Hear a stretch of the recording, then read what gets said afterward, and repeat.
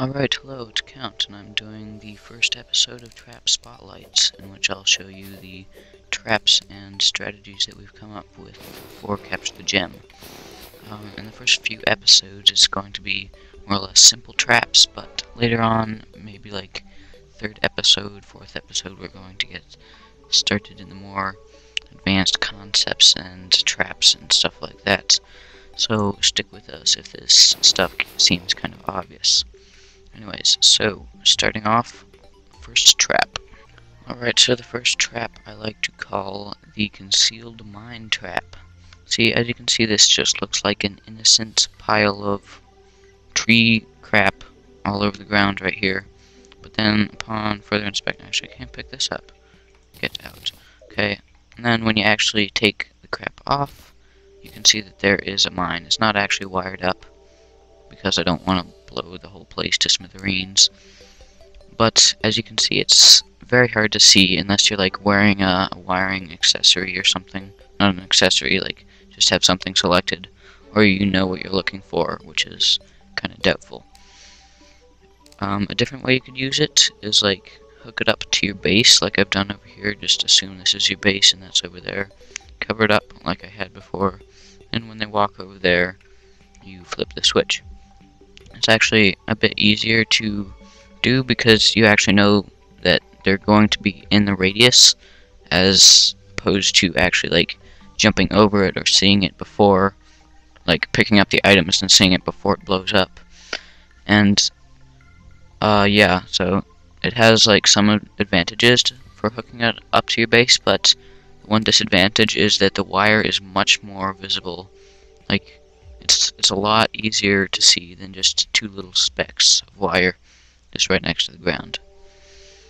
It's pretty much up to you whichever way you want to build it, but I personally prefer just the little thingy on the ground.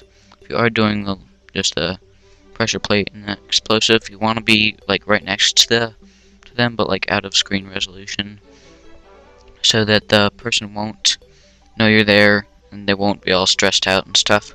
So they'll be more likely to walk on it, but you'll still be able to pick up their loot when they die, and their team won't just get it back. So that is the first trap. On to the next. Alright, so this next trap is what I like to call the pincer boulder trap. I call it this because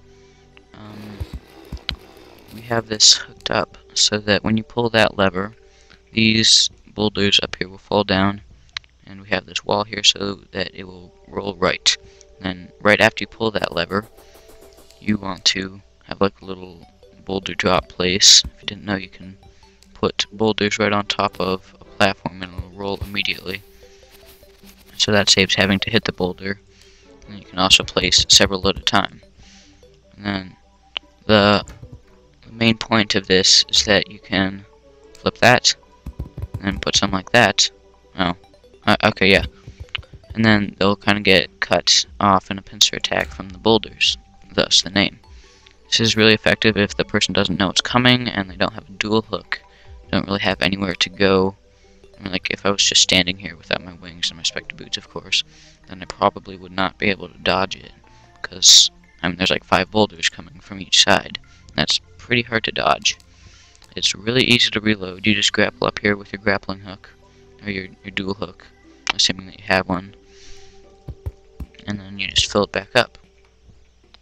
It's kind of more difficult to build because you have to like pillar up there and then wire it, but once you have it done, it's quite worthwhile, because I mean you can just decimate an entire team with it, just like that. I mean, it does take quite a bit of boulders, but I don't know, I think it's worth it. Just do that, and they're pretty much dead. So yeah, that pretty much concludes it for this episode. If these traps were too simple for you, just wait for the next one. We will be introducing more and more complex and efficient traps as time goes on. So yeah, that concludes this episode. See you next time. Goodbye.